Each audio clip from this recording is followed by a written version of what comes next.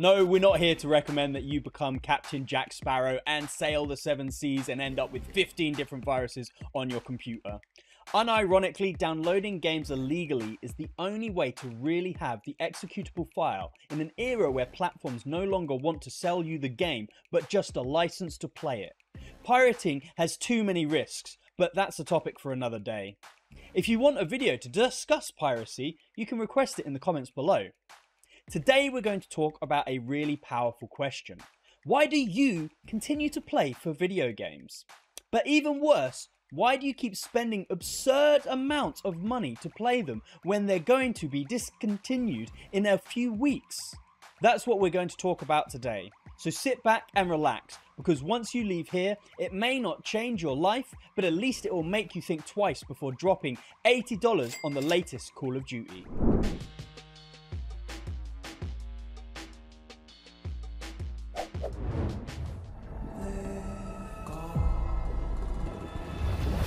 We're in position. Let's go to work, Bravo. We live in the consumer industry. We're in the golden age of video games, if you want to see it that way. And we're talking about its potential. Nowadays, technology has allowed us to produce deep, complex gems with unique propositions. Just like the beautiful Assassin's Creed Mirage, which is a masterpiece. It's a game worth never buying and never playing, so as not to risk losing sight of such brilliance. It's obvious that we're in a great era of consumerism, with AAA titles priced exorbitantly high, approaching $100. And that could change with the arrival of GTA 6, which, if Rockstar wanted to, they could sell for $200 and everybody would still buy it. But if experience has taught us anything, it's that not every AAA game is good just because it's AAA. And an indie game made by 5 people isn't necessarily bad. In fact, it's the opposite these days. People have more faith in an indie title than a AAA title because it comes with fewer bugs. And here we go with the first point. Never compromise the Brotherhood. Currently, when a company develops a multi-million-dollar video game that promises to be revolutionary, flawless, and costs hundreds of millions of dollars, yes, I'm looking at you, Cyberpunk 2077, it could be a big lie. See, in the past, companies sold their games on CDs, and there was no internet. So if a game arrived broken, the company was at a loss. They had to deliver a perfect product no matter what, one that was worth what you were paying. But nowadays, with the advent of the internet and virtual installations, the almost complete annihilation of CDs, to have games in a database, and with a community that has strangely become conformitist because games come out corrupted, they issue a letter of apology, and they fix it. And it becomes the game it was supposed to be, after taking millions of dollars from its players. Business. Yes, this is a very valid reason, but we don't have to be 100% negative. We had to explain this to get a point. Well, many, that we will explain throughout this video. The only way off this island is to transform myself. These days, it's risky to spend $80 on a game that's probably designed to be 100% multiplayer, have live on in-game purchases and weapons, release battle passes, season updates, etc. I just described 80% of the games that were released today. And the thing is, people themselves are constantly supporting this, spending this amount of money on games, some of which are incomplete. Supporting this policy that is really hurting the industry and leaving those who are making real games severely diminished and marginalised. The Great PC Gems. For people who only play on the PC, there are many options. Not only is it the most competitive market in terms of price and game quality, but it's also where we can find free games or very inexpensive games with great qualities. Look, when I said we're in the age of consumerism, a lot of people tend to buy video games just to keep up with everyone else, to know what other people are playing, and that's fine. We're social beings after all.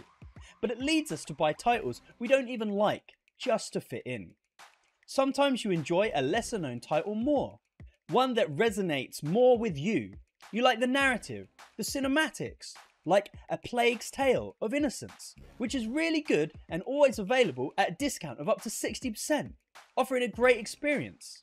If you prefer open world and action-packed games, Far Cry 3 is only $5 and still the best Far Cry they've ever released. I thought you had your finger on the trigger. There are two reasons why playing games after they are released is the best way to play video games. The first is that everyone has already played it, so you can get opinions of critics and players without having to worry about spoilers. Also, as time goes by, they start giving discounts, and that's when you have the opportunity to get it for free or at a very low price. The second reason is that you can play the final version.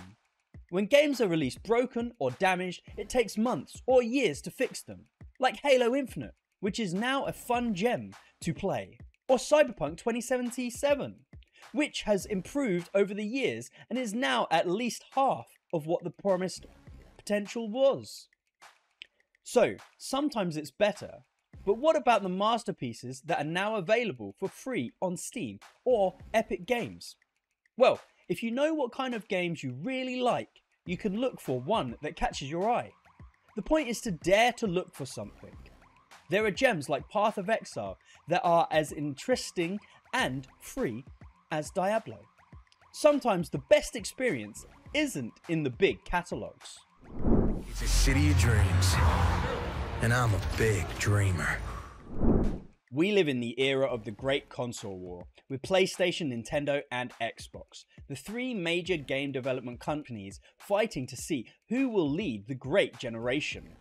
This isn't necessarily a bad thing. Competitive is necessary for progress. Without competition, there is no improvement. You see, thanks to Game Pass, PlayStation is finally paying more attention to its platform. Nintendo, on the other hand, remains a great company that releases one good game after another. Except for you, Pokemon? But it helps. And you do know who benefits from this fight the most? Yes, computers. Most of these companies end up releasing their exclusives on PC. In fact, Xbox always releases its exclusives on PC. And thanks to the advent of Game Pass, which is also an economical option for those who can't afford to upgrade their PC, they can easily enjoy games from home. I'm not saying you should ditch consoles because they're still necessary. Their battle to see who sells more, or rather who has the bigger one, allows PC gamers to enjoy great games. But the best thing about PC setups is the ability to upgrade your equipment, something that consoles cannot do because they're dependent on the next generation. This means that these setups are always ahead of consoles in terms of performance. Although this can be quite expensive, since building a gaming PC is 3 times more expensive than buying a console, nowadays more horizons are opening up with Game Pass or GeForce. Now you can run games you have purchased on Steam or Epic, which ends up being more economical. But still, in the long run, investing in a PC remains even cheaper. To get through this is by sticking together. Let's talk a bit about the internal potential of PCs. While they can cost between $800 to $1,200, we're really talking about the freedoms they can offer. And you're not there for a few. Legally, you have access to countless games that are always on sale. There are emulators that allow you to play classics from different consoles or even current ones like Nintendo's games to be modified, and well, nobody plays Bethesda games on consoles. They're obviously more enjoyed on PC. How are you going to play Fallout New Vegas without the 20 mods that are there to fix the bugs? Of course, you have to fix those bugs. And the best part is that you can do that with the pirated or purchased games as well as emulated games. With one of the largest gaming communities, it must be made clear that if you want your game to live forever, if modders like to play on it, it makes it infinitely usable. And this is where I ask, is it really worth not having a PC? I'm not saying you shouldn't have a console. That's something that can be supported. It doesn't have to be extreme, but there are so many things that the PC offers you, both in hardware and in services, that you have to choose from. Right now, there's a community for everything.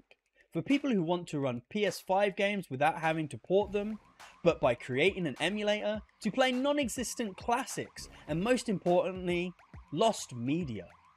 Lost media is the best part of PC gamers because there are always games floating around on the internet that are no longer sold by companies but can only be found independently on the web. That gives people in this medium a tremendous amount of viability. Why do you keep paying for video games? Why do you keep struggling to waste $80 on a game that's likely broken or buggy? When there's a huge medium in the world of PC gaming, it's just insane. As crazy as not leaving a like or subscribing to my channel for more content. Until next time, I'll see you then, and goodbye.